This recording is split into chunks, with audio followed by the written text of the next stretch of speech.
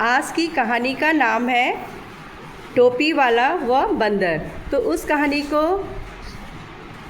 कविता के रूप में बोलते हैं। शुरू करो।